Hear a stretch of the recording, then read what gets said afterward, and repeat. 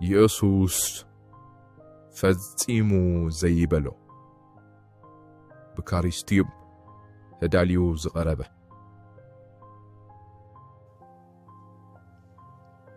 معرف عصرت شمونته እግዚአብሔር ይቅረ ዝበሎ ንዝተወሰነዩ ኢየሱስ ፈጽሙ ዘይበሎ ሙሉ በሙሉ ይቅረ ተባሂልካ ሕማቅ ስራሕ ትሰርሕ ዝነበረ ሰበይቲ ኢየሱስ ኣብ ዝተጋበዞ ናይ ድራር ግብጃ ድንገት ተረኺባ ናይ ጨና ጥርሙዝ ሰቢራ ኣብ ኣእጋሩ ኣፍሰሰት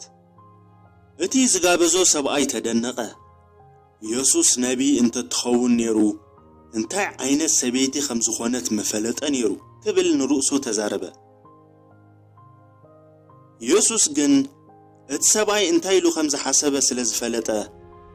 ብዙሕ ዝኾነ ሓጢኣት ይቅረ ተባሂሉላ ኣሎ በሎ ካብኡ ናብታ ሰበይቲ ጠሚቱ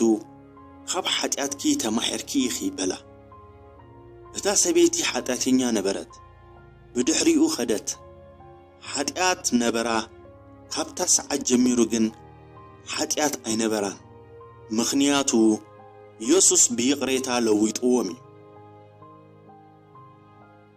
እቲ ሰብኣይ ናይ ኢየሱስ ናይ ህያብ ይቕሬታ ደስ ኣይብሎን ደስ ኣይብልን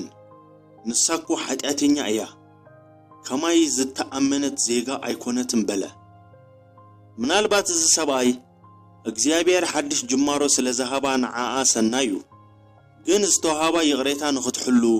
ብትኽክለኛ መንገዲ ክትጓዓዝ ኣለዋ ከዘይ ኮይኑ ካብቲ ይቕሬታ ወፃእ ክትከውን ትኽእል እያ እንዳበለ ገዛ ርእሱ እንዳጸናንዐ ይኸውን ብኻልእ ኣዘራርባ ናይ እግዚአብሔር ይቕሬታ ብመጀመርታ ብዝርአ ናይ ሽግር ምልክታት ዝጠፍእ ብቐሊሉ ተሰባሪ ዝኾነ ነገር እዩ ማለት እዩ ጥዑይ ክትከውን ኣለካ ከዘይ ኮይኑ እግዚአብሔር ይቕሬትኡ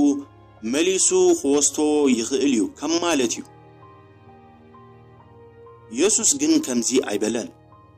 ሓጢኣትካ ይቅረ ተባሂሎም ማለት ሓጢኣትካ ብሙሉኡ ማለት እዩ ትማሊ ዝሰራሕካዮም ጥራይ ኣይኮነን ሎሚ ዝሰራሕካዮ ጽባሕም ትሰርሖ ኩሉ ማለት እዩ ኢየሱስ ይቅረ ተባሂልካ ኢኻ ኢሉ እዩ ንስኻ ይቅረ ዝተባሃልካ